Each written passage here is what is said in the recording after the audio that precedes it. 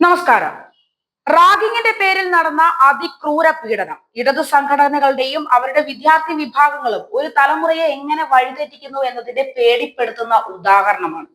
ഭരണ സംവിധാനത്തിന്റെ തണലിൽ ഇടതുപക്ഷ പ്രസ്ഥാനങ്ങൾ കയറൂരി വിട്ടിരിക്കുന്ന മനസാക്ഷി, മനുഷ്യത്വം, സഹജീവി സ്നേഹം, അനുകമ്പ തുടങ്ങിയ വാക്കുകളുടെ പ്രസക്തി തന്നെ ഇല്ലാതാക്കുന്ന മാനസികാവസ്ഥയിലേക്ക് എത്തിക്കഴിഞ്ഞ ഒരു സംഘം. വിദ്യാഭ്യാസ സ്ഥാപനത്തിലും പുറത്തും ഇത്തരക്കാർ നടത്തുന്ന അഴിഞ്ഞാട്ടം സമൂഹ ജീവിതം തന്നെ തകിടം മറിക്കുന്ന നിലയിലേക്ക് എത്തിക്കഴിഞ്ഞിരിക്കുന്നു.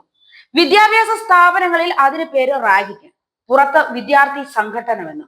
കോളേജുകളിൽ ഇടിമുറികളും ആയുധപ്പുരകളും ഗുണ്ടാപിരിവും മദ്യ മയക്കുമരുന്ന് ഉപയോഗവും നാട്ടുനടപ്പായ കാലമായി മാറിയിരിക്കുന്നു ഇടതു ഭരണത്തിന് കീഴിൽ.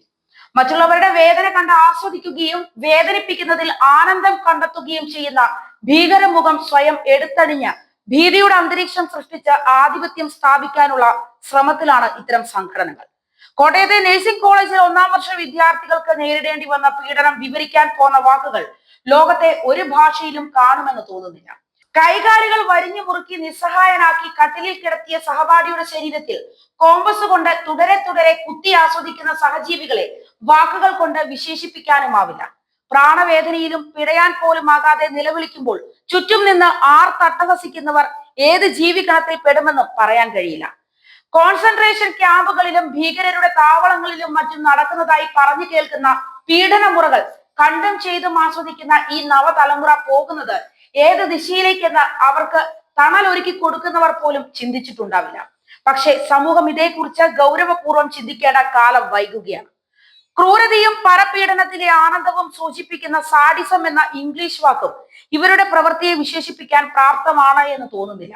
ഒന്നിനു പുറകെ ഒന്നായി ഇത്തരം സംഭവങ്ങൾ വിവിധ സ്ഥലങ്ങളിൽ വിവിധ ഭാവങ്ങളിൽ തലപൊക്കുമ്പോഴും അവയെ മൂടിവെക്കാനും അനുഭാവപൂർവ്വം കൈകാര്യം ചെയ്യുവാനുമുള്ള നീക്കമാണ് അധികൃതരുടെ ഭാഗത്തു നിന്ന് ഉണ്ടായിക്കൊണ്ടിരിക്കുന്നത്. വയനാട്ടിലെ വെറ്റിനറി കോളേജ് വിദ്യാർത്ഥി സിദ്ധാർത്ഥൻ ഭീകര പീഡനങ്ങളെ തുടർന്ന് മരണമടഞ്ഞതും എറണാകുളം മഹാരാജാസ് കോളേജ് വിദ്യാർത്ഥി അഭിമന്യുവിനെ വിളിച്ചു വരുത്തി കൊലയ്ക്ക് കൊടുത്തതും വാർത്തകളിൽ നിറഞ്ഞുവെങ്കിലും ഭരണ സംവിധാനത്തെ ഉണർത്താൻ അതൊന്നും പര്യാപ്തമായില്ല. അന്നൊക്കെ കണ്ട തണുത്ത പ്രതികരണം അതിന്റെ വഴിക്ക് തുടർന്നു പോരുന്നു.